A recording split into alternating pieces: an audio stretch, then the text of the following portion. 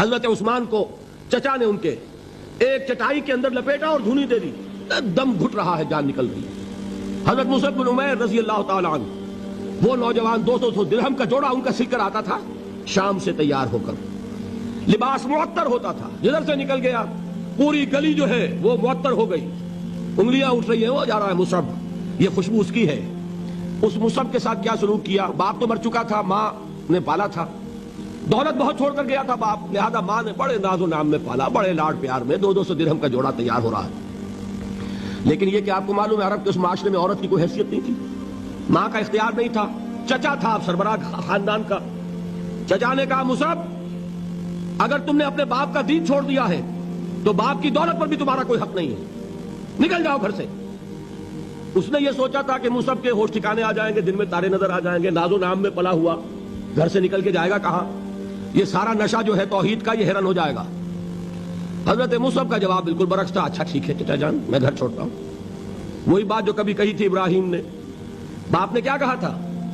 واجرنی ملیہ، جاؤ چلے جاؤ، دفع ہو جاؤ میری نگاہوں سے۔ حضرت ابراہیم نے کیا جواب دیا تھا؟ سلام علیک ساستغفر لک ربی انہ کان بی حفیظ۔ اچھا باجان آپ کا حکم یہی ہے تو میں چلتا ہوں، آپ پر سلامتی ہو، میرا رب مجھ پر بڑا مہربان ہے، میں اس سے آپ کے لیے استغفار کروں گا، چل دیے۔ یہی جو ہے حضرت ابراہیمی کی نسل ہے نا قریش۔ آج ابراہیم کے ایک بیٹے کے ساتھ وہی معاملہ ہو رہا ہے مصعب کے ساتھ، اور مصعب چلنے کے لیے تیار ہو گئے۔ چچا نے سوچا، میں سمجھتا تھا کہ ہوش ٹھکانے آ جائیں گے، یہ تو تیار ہو گیا نکلنے کے لیے، غصے میں آ کے اگلی بات کہی، یہ کپڑے جو پہنے ہوئے تم نے یہ بھی اسی مشرک باپ کی کمائی کے ہیں، اتارو ان کو۔ وہیں کپڑے اتارے، مادر زاد برہنہ گھر سے نکالے گئے، ماں کے پاس پہنچے، ماں نے آنکھوں پر ہاتھ رکھے، مصعب کیا ہوا؟ کہ ماں سے کہتے ہیں کہ ماں میں موحد ہو گیا ہوں، اور وہاں سے گئے، پھر حضور کی خدمت میں کپڑے کہیں سے مانگے ہوں گے۔ یہ مصعب ہیں 200 درہم کا جوڑا پہننے والے۔ جب حضور پر مدینے کے 12 افراد ایمان لائے تھے، بیعت عقبہ اولیٰ ہوئی، انہوں نے کہا کہ حضور ہمیں کوئی شخص اپنا ایسا شاگرد دیجئے جو ہمیں قرآن پڑھا سکے۔ حضور نے حکم دیا مصعب جاؤ، اب مدینے جاؤ، یثرب جاؤ، یثرب والوں کو قرآن پڑھاؤ، انہیں تبلیغ کرو۔ مصعب گئے ہیں وہاں، 1 سال کی کمائی 75 افراد لا کر حضور کی جھولی میں اگلے سال ڈال دیے کہ حضور یہ میری 1 سال کی کمائی ہے، 72 مرد 3 عورتیں۔